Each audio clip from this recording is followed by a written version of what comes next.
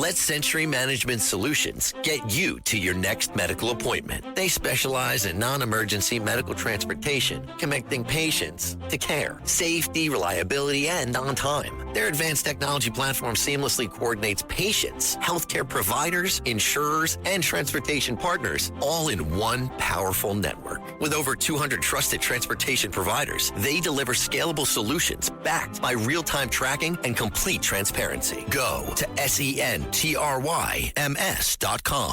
Listen, all you New Yorkers. Taxi! Okay, man, we're looking around. This is the 77 WABC minicast. Welcome back into the Stone Zone. For much of the 20th century, Latin America served as one of the principal battlegrounds in the global struggle between communism and free market democracies. The Soviet Union and its allies invested enormous resources into cultivating revolutionary movements, socialist parties, and Marxist insurgencies throughout the Western Hemisphere. From Cuba to Nicaragua and beyond, the left promised a future built upon economic equality, state control, authoritarianism, and collectivist ideology. For a time, many believed those movements repressed the inevitable direction of history.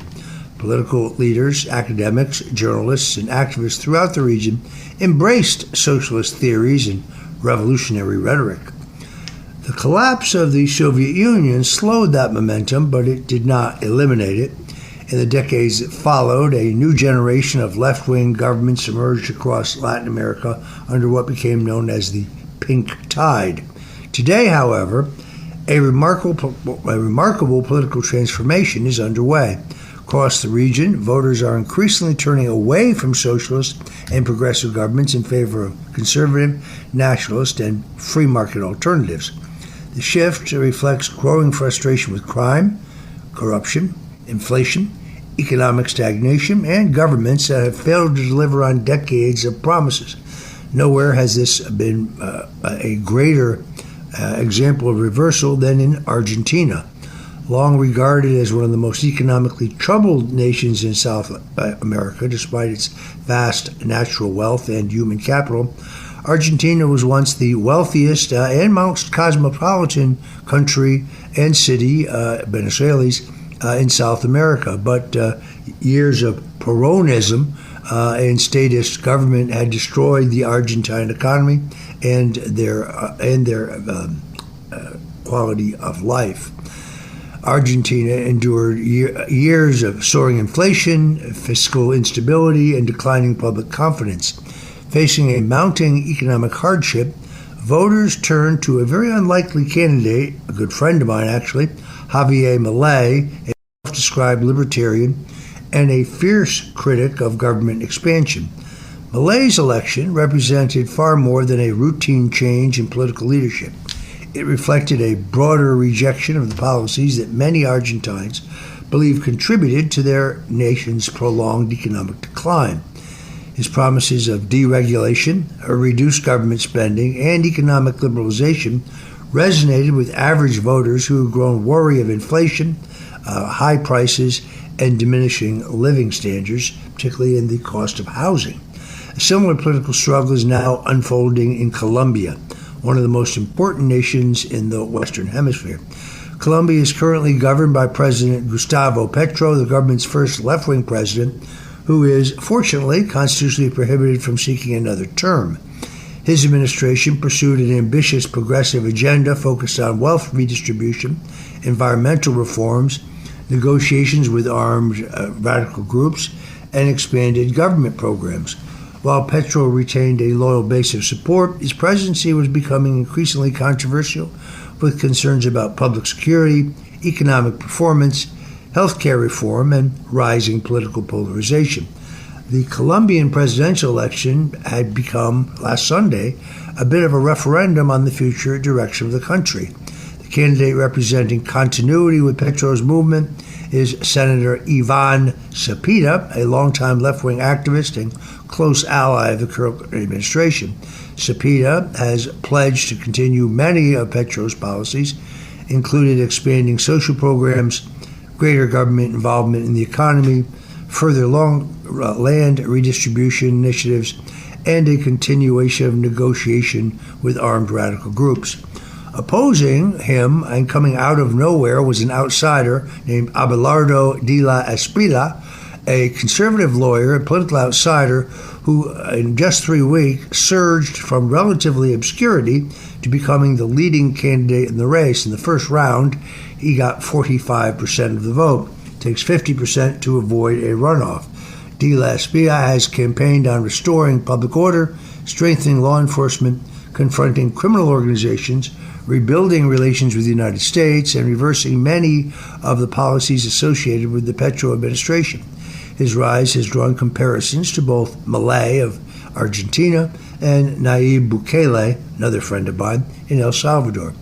While the results of the first round of voting sent shockwaves through Colombian politics and much of Latin America, de la Espriella placed first with approximately 43.7% of the vote, while the leftist Cepeda finished second with roughly 49%.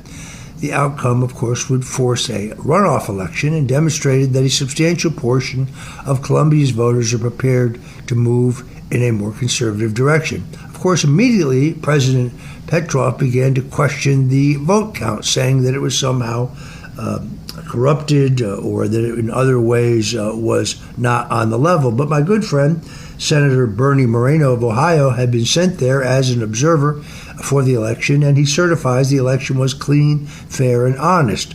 The left's problem with the election is, well, they lost. That's their problem. The Colombian election is significant because it illustrates the broader debate occurring throughout Latin America. On one side stand political movements advocating greater state involvement in economic and social life, and on the other side stand candidates emphasizing public security, economic growth, free enterprise, and national sovereignty. The contest is no longer confined to academic discussions or ideological debates. It is being decided at the ballot box by voters increasingly focused on practical outcomes. Elsewhere, throughout the region, similar patterns are emerging. In Ecuador, for example, concerns over organized crime, cartel violence, and public security have become dominant political issues. Citizens increasingly demanding stronger law enforcement and more effective government action against criminal organizations that have expanded their influence. In Chile, enthusiasm for sweeping progressive reforms has diminished as voters express growing concern about economic performance and national stability. In Brazil, conservative and nationalist movements continue to command significant support despite intense political polarization and weaponization against those who speak up against the leftist government. There is sustained opposition from many establishment institutions. The changing political landscape reflects more than dissatisfaction with individual leaders. I believe it represents a broader reassessment of the ideological assumptions that have influenced Latin American politics for generations. Many citizens have concluded that expansive government programs and centralized economic policies have failed to produce the prosperity and the opportunity that the voters were promised. Venezuela stands as perhaps the most powerful example of this reality. Once among the wealthiest countries in the region, Venezuela became synonymous with economic collapse, hyperinflation, political repression, and mass immigration. Millions of Venezuelans fled their homeland in search of safety, freedom, and opportunity. The consequences of that national decline have been visible across the continent, shaping political opinion far beyond Venezuela's borders.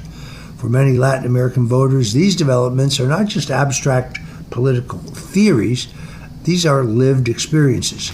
Families have witnessed rising prices erode their savings. Business owners have struggled under burdensome regulations and taxes. Communities have endured growing insecurity, and citizens have become increasingly skeptical of politicians who promise transformative change while delivering virtually nothing. As a consequence, political movements that emphasize economic freedom, public safety, national sovereignty, and governmental accountability are gaining momentum throughout the hemisphere. While each country's circumstances are, of course, unique, the broader pattern is difficult to ignore. The significance of this trend extends beyond Latin America. The issues driving political change throughout the region mirror many of the concerns that dominate political debates in the United States. Inflation, crime, immigration, government spending, and public trust in institutions remain central issues for voters throughout the Americas. The outcome of Colombia's runoff elections will provide one of the clearest indications yet of where the region is headed. A victory by Cepeda, which is unlikely, would preserve the momentum of the Latin American left and provide a successor to Petro's political project. But the third candidate in the race, who got about 6.9% of the vote, was a center-right senator. A victory by De La Espriella would represent one of the most significant conservative victories in South America in recent years and would add Colombia to the growing list of nations reassessing the promises of progressive governance. Only yesterday, De Espriella got the greatest award one can get. He got the public endorsement of President Donald Trump. This was considered to be a major factor in their election. I urge the president to endorse De Espriella as early as Monday morning after the first round of elections. The political realignment now unfolding across Latin America demonstrates that voters ultimately judge government by outcomes rather than just intentions. Grand ideological visions often lose their appeal when they fail to actually improve people's daily lives. Citizens want secure communities, economic opportunity, stable currencies, and governments capable of performing their most basic responsibilities effectively. The great political story emerging from Latin America is therefore not merely a series of election results. It is instead a profound reassessment of ideas that have shaped the region for decades. After years of disappointment with policies that promised prosperity but often delivered instability, many voters are embracing a different path. The consequence of that choice may shape the future of Western Hemisphere for many years to come. Meanwhile, President Trump has a May jobs report that is something to be proud of. The May jobs report delivered another strong sign that President Trump's economic agenda is really outperforming expectations. The U.S. economy added 172,000 jobs in May, more than double the 85,000 economists had predicted. The unemployment rate held steady at 4.3%, while job gains for March and April were revised upward by a combined 93,000 jobs. That means economists have now underestimated job growth for the third straight month. The private sector added another 120,000 jobs, beating expectations. Manufacturing payrolls rose by 7,000, including strong gains in durable goods and motor vehicle parts.